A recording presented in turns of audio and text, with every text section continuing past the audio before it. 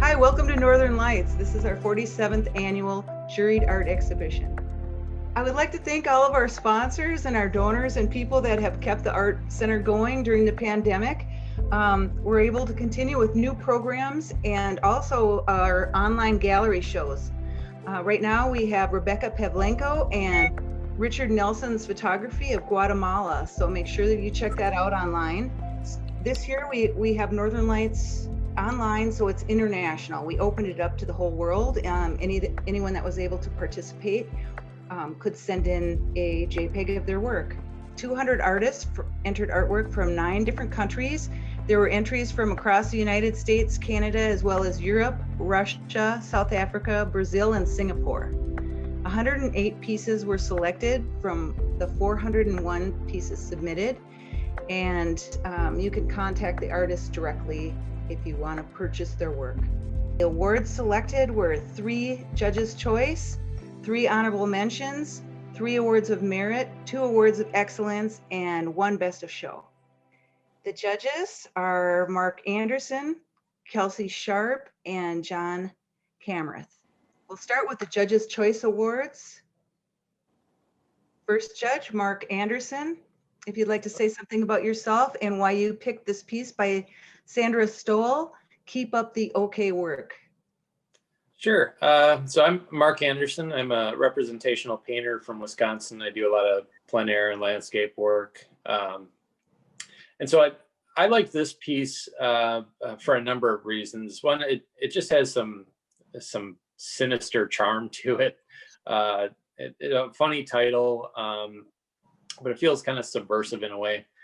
And it was one of those that we had considered for awards, and I just kept on coming back to it, and I'm thinking like this piece needs something. It's just got an impact that just stuck with me. So so I was happy to give this one a judge's award.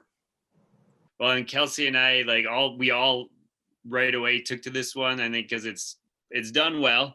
But the thing that really, more than just the craftsmanship, was we thought the humor of it, we thought was hilarious, and especially the title just killed me. And so it made me, I was a huge sucker for it. And then because it has the craftsmanship to hold up to the concept, I thought it was, I agreed with Marc that it deserved an award. It was pretty awesome.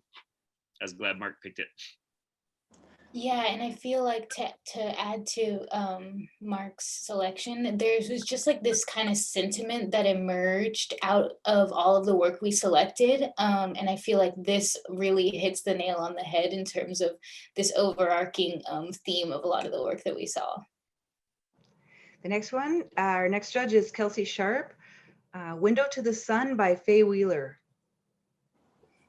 Okay, I'm Kelsi Sharp. I am an artist living and working in Minneapolis, and I chose this piece because as we were going through all of the work, I'm just constantly reminding myself that art is a visual medium, and this is like so graphic and playful and interesting, and it's doing a lot with just like some very simple but like bold colors and shapes.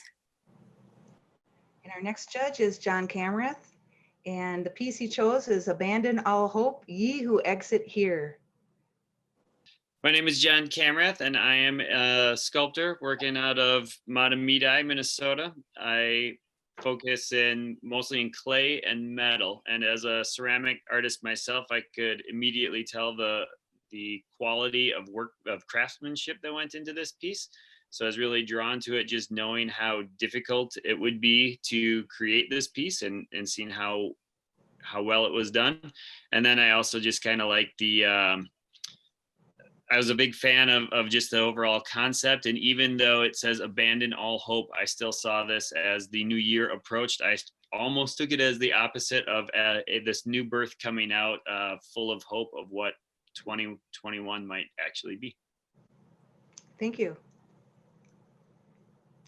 Next, we have honorable mentions.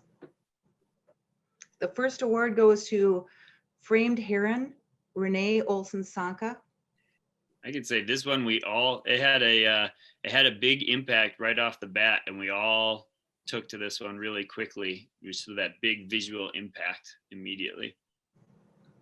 I think that one of the things, this probably in terms of subject matter wouldn't be something that I gravitated towards, but there is like a really interesting technique of cut paper that they're doing here, and the layering of the beautiful pattern of the origami paper was really striking. And again, we're looking at this on a computer screen, but if you actually zoom in and see the detail of this cut paper technique that this person was using, in all of their work, it's really, really beautiful.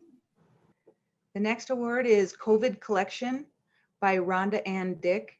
Yeah, for this one, craft is always something we want to consider when looking at and judging pieces, and this one is just handled so well, and it's a really nice sentiment. This collection, and the placement of all the pieces and the composition is just it's wonderful.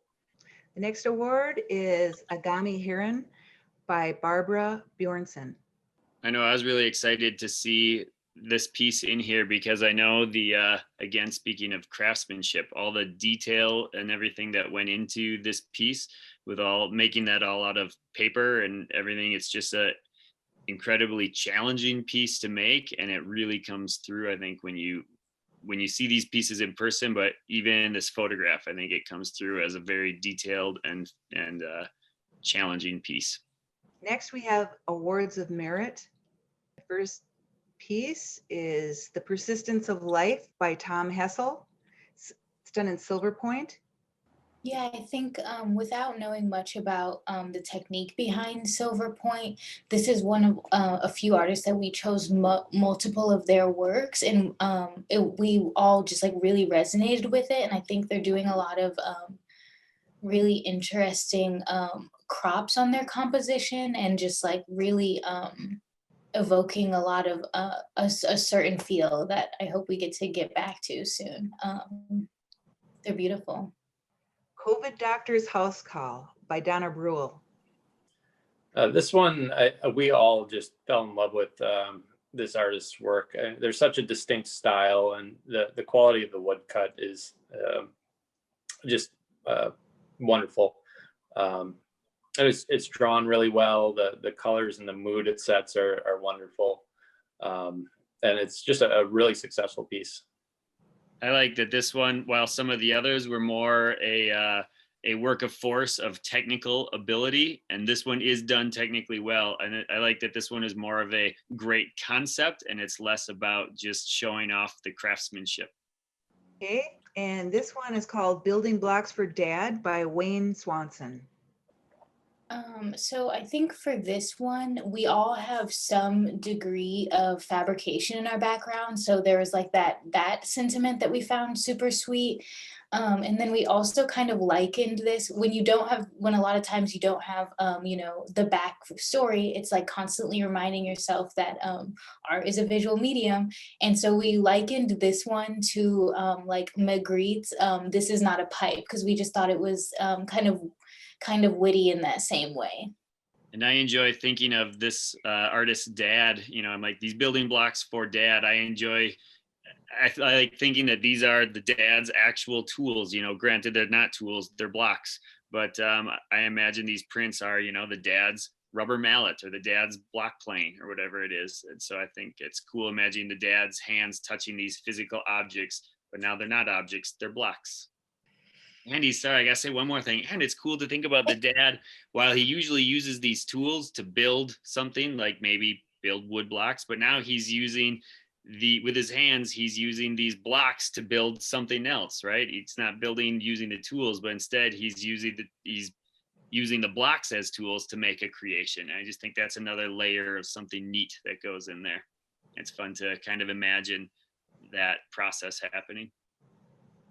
Now we have awards of excellence. This is called Isle of the Dogs by Susan Fink. I think this one, we were unanimous in our love for this piece. It's so charming and moody, and yeah, it was another one we just kept coming back to, and had a pretty good conversation about it at length. it's fun that right off the bat, it grabbed our attention and we set it aside as our short list. And then every time we came back and looked at it, somebody would find a new detail that they would bring up. The next award is Popsicle Garden by Mary Matthews.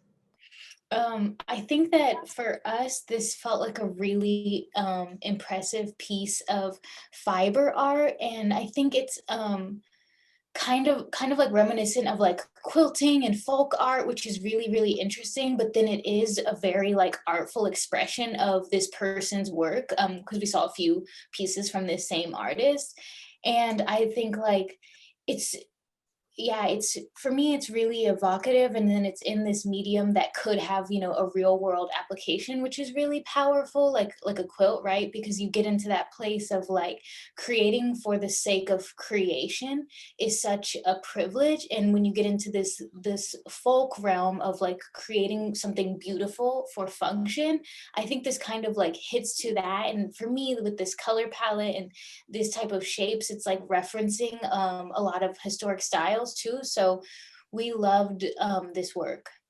I think Kelsi's like 100% right that it's awesome given the medium that it is. I think it makes it even cooler that it is this fabric. But also I think if it was an acrylic painting that looked exactly like that, that would be awesome. Or if it was, I can see it as like huge outdoor public sculptures, like big. I just think those shapes are laid out so simple, which is not easy, but they really capture a lot in their simplicity. So I think it's an awesome composition. Okay, and finally, Best of Show. We have Blood on Her Hands by Tim Nyberg. That's a good piece. I think there's a lot going on there with a lot of layers in just how it's put together and how it's composed with the drawing on top of the painting, it looks like. And yeah, this was another artist where we loved their entire body of work, and we're thrilled to have give at least one an award. But it's another one with such a distinct style, and it gives such a feeling to it. It's a different the textures and patterns and shapes and colors and all that stuff just kind of builds up to this image that's really striking and also subversive. Yeah, I agree. It felt somewhat, there was like a subversive quality, and I feel like there's this familiarity of like the different type of way that they're building up texture and color, but then I've never seen it all combined together to create something like this. So it's really nice to have that piece that feels familiar, but then it's also like I've also never seen anything done quite like this combination of color, texture, technique. It's like really beautiful and a little dark. I feel like it really captures like the emotional feeling too, or the mood, almost of the mood of 2020, and of possibly moving past 2020. It gets a lot of emotion through, which, you can read it in her face, but it's more than just a portrait of a person. Seeing how everything is put together gives a lot more feeling than I think just a portrait might. Yeah, and like, to use Marc's word, this is just like there's so much like style here. Like even if you just look at the artist's signature, it's like there's so much of their distinct style in this piece. Well, thank you very much. It was really a pleasure working with all three of you. You're so knowledgeable, and the different mediums with the oil painting and 3D and 2D, and you do everything, Kelsi, the application and the 2D design. So it was really a pleasure. Thank you. Thank you. In this show, like we said before, we cut 300 pieces, and so just to simply get into the show, the pieces that were selected were because they have something very special about them, and that makes them exceptional. And so just getting in the show itself is an award. And so any of the artists who actually made it and were chosen, they deserve to be proud of themselves because they did great. They did something special.